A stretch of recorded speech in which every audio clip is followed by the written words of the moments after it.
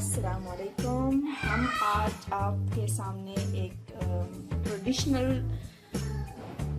Recipe लेकर आए हैं जिसको हम चना चाट कहते हैं, पापड़ी चाट भी कहते हैं।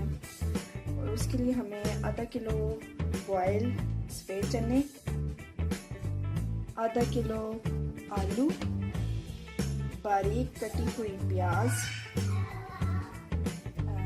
3 अदद टमाटर जिसके अंदर से हमने बीज निकाल दिए हैं, हस्बे ज़रूरत नमक, चाट मसाला, हरी मिर्च और खुश्क पुदीना और 1 kg दही। हम चने डाल रहे हैं।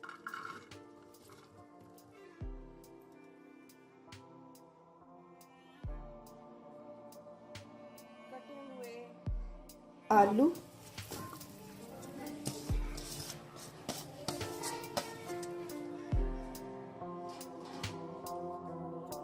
कटी हुई प्याज, कटे हुए टमाटर,